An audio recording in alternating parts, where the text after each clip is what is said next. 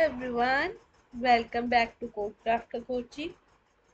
So in the last video we were discuss about some logical function like and or not and if function. Now today we will discuss about nested if function, that is our further step. Okay, now what is nested if function? अब nested if function क्या होता है? So nested if function means that when we put the one if function into the another if function, for example मैंने यहाँ पर if function put किया, यहाँ पर मैंने अपना कोई भी लॉजिक लगा दिया like 5 is greater than 3, फिर यहाँ पर मैंने true value they the suppose yes।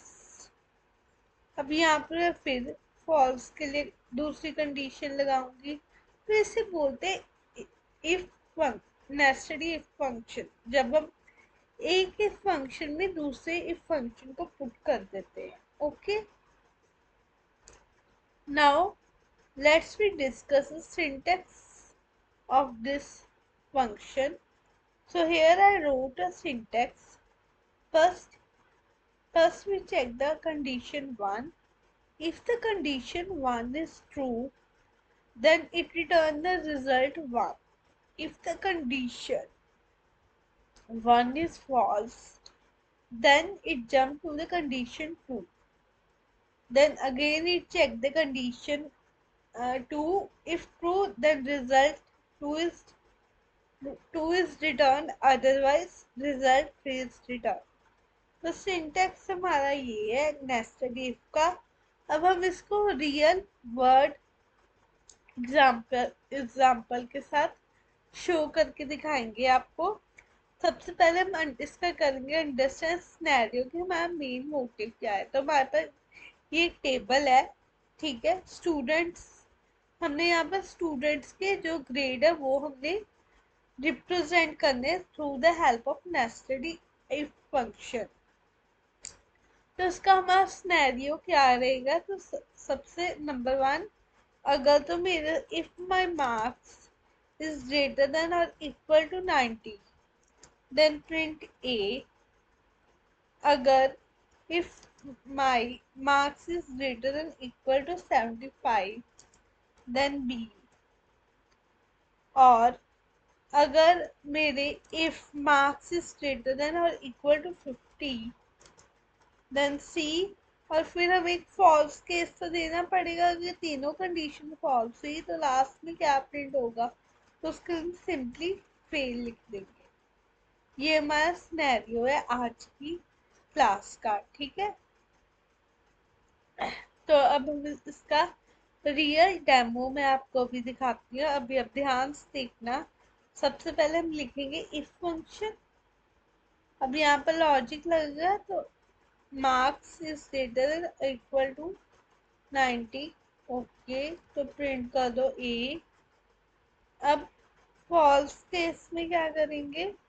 If अब अगर मेरे ए मार्क्स ग्रेटर देन और इक्वल टू इसके 75, ओके, सो बी रिजल्ट चाहिए।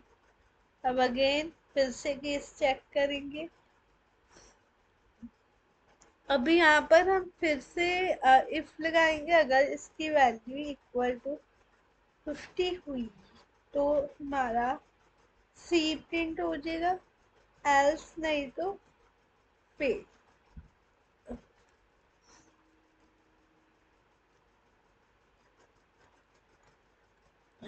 जितनी ब्रैकेट हमने ओपन की थी वो सारी ब्रैकेट अब क्लोज हो गया। अब मैं हिंट करूंगी तो मेरा ए ग्रेड आ गया।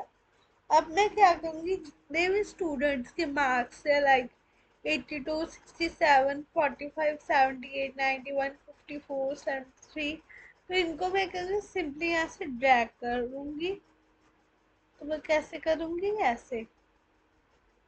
ओके, तो इसने मुझे सारे ग्रेड्स शो कर दिए। हमने क्या यूज किया? Nested if function. तो हमें रैंडमली या देखना नहीं पड़ेगा कि अच्छा इसके 82 है तो उससे बी ग्रेड देना पड़ेगा, 90 से कम है और 75 से अबव है।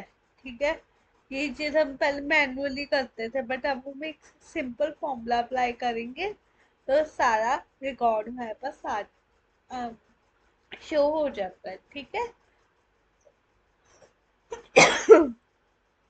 So sorry. सो मैं एक आपको एक और वन एडवांटेज बताऊं। अब आपने नेस्टेड इफ फंक्शन यूज किया तो अगर थोड़ा मैसअप लगाओगे, कितनी कंडीशन लगानी पड़ती है ना, तो इसके लिए एक न्यू एडवांटेज है, दैट इज इफ। इफ एक तो इफ होता है, एक होता है इफ्स। Sorry, ifs. एक हमारे पास ये वाला फंक्शन होता है, ये से मैं नेक्स्ट वीडियो में करवाऊंगी। ठीक है।